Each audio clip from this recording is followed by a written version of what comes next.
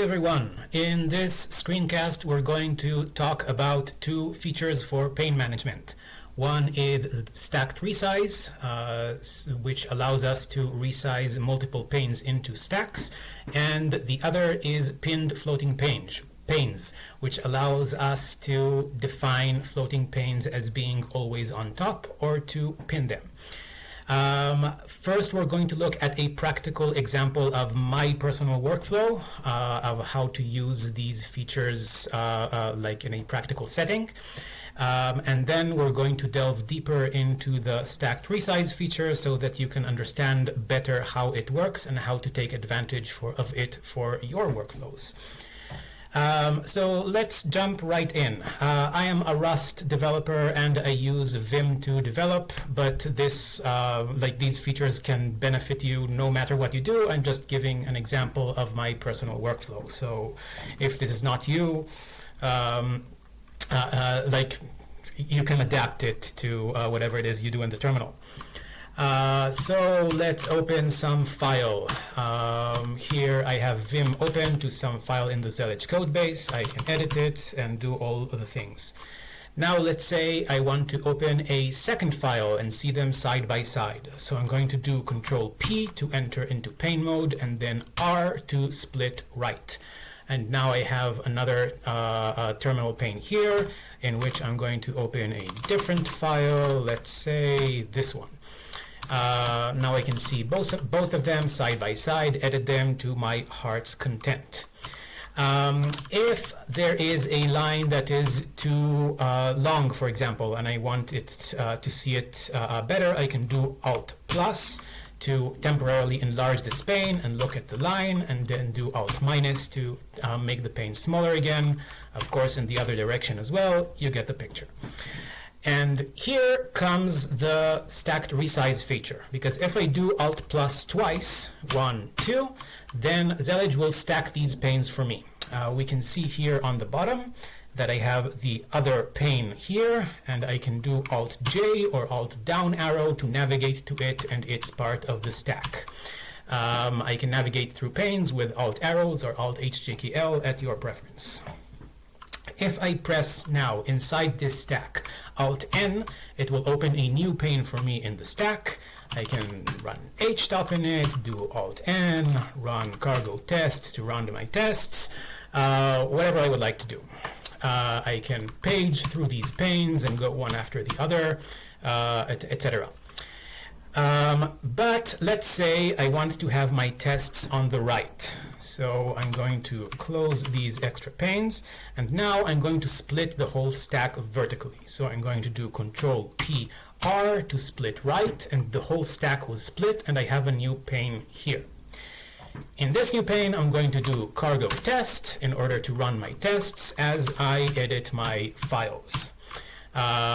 If I suddenly discover that I need to edit a new file inside the left stack, I do Alt N and then open the new file. Let's say this one. Now I have the 3 files here and I have my tests on the right. Let's say now I want to tail a log file. So on the pane on the right, I do Control P once again to enter pane mode and D to split down. Now here I can do tail minus F for this log file, and I can see all the logs going by as I run my tests and edit my files.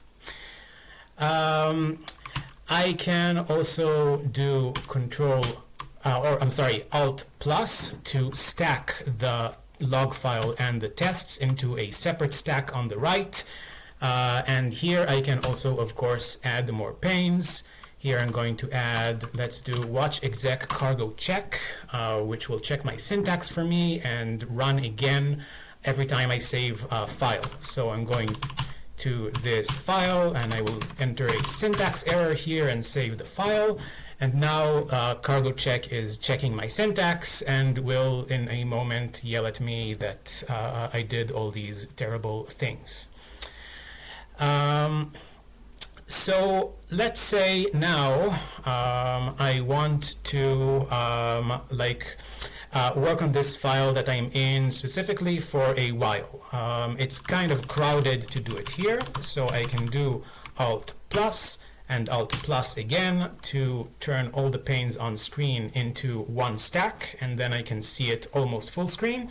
And if I do Alt plus again, it will be completely full screen. We can see here on top, it changed the name of the tab to full screen to give me this indication.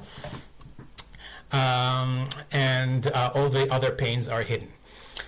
But now, let's say I want to go back to my syntax checker, to the cargo check. So I do Alt minus a few times until I get here, and now it is finally done and shows me all my syntax errors.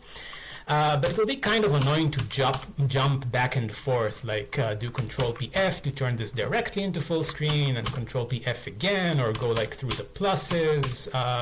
It can be like kind of annoying every time. So I'm going to this syntax checker, and I'm going to do Control PE to eject the pane into a floating pane.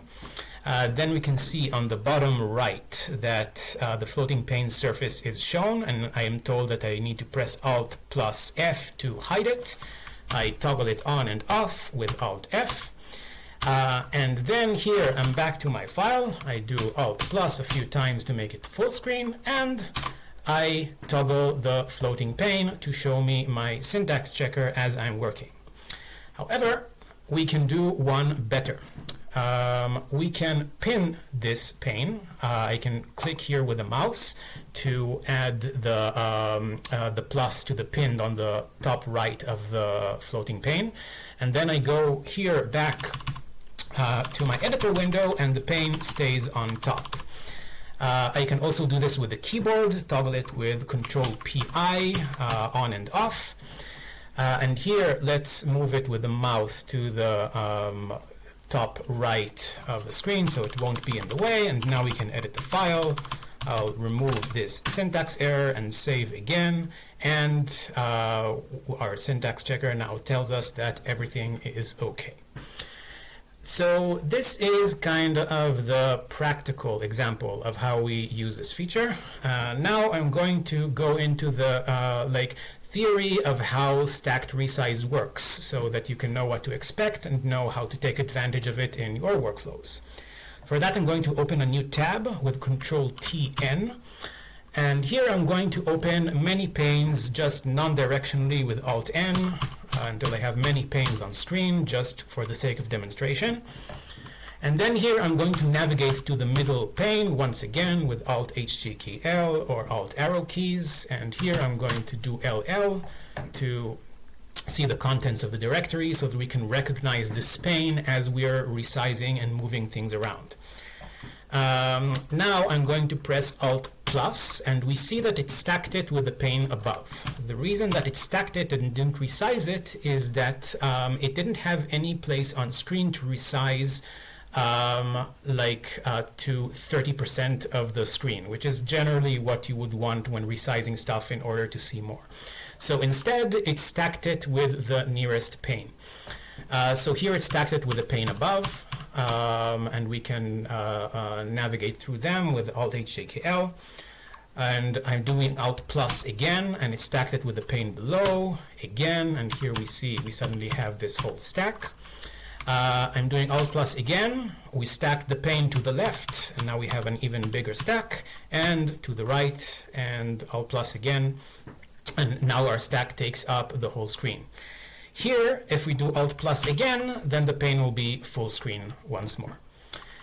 Now I can do Alt minus in order to go back to the original state. So I do Alt minus a few times until I get to the state where I started.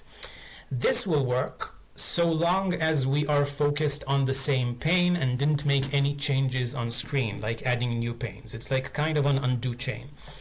So we can do Alt plus plus plus and Alt minus minus minus to get back to this stage. However, if I do Alt plus a few times and now I go to this pane to the left and do Alt plus, then the undo chain will be forgotten.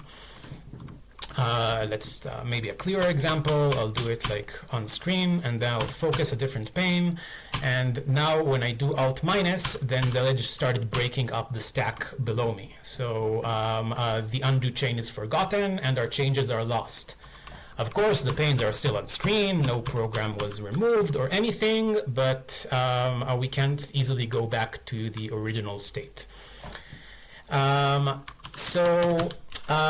Stacks can be split vertically, like we saw in the previous example, with Control P R to split to the right, and then the whole stack is split to the right. They can also be split horizontally with Control P D to split down, and now here we have a pane separate from the stack. They can be broken up with Alt minus, like pretty small terminals here because we have a big stack, but you get the idea. And of course you can move panes around with Control H to move the pane and then move it into the stack, out of the stack, replacing it with existing panes as you would move normally. And finally, before we end, I would like to ask you a personal request. If you like Zellij and would like to see me as its main developer keep working on it full-time, then please consider sponsoring me. Preferably a recurring sponsorship of $5 to $10 a month. I have no other income except these sponsorships, and they will really help me pay my bills. So thank you very much. I hope you enjoyed this video, and please keep enjoying Zellij responsibly.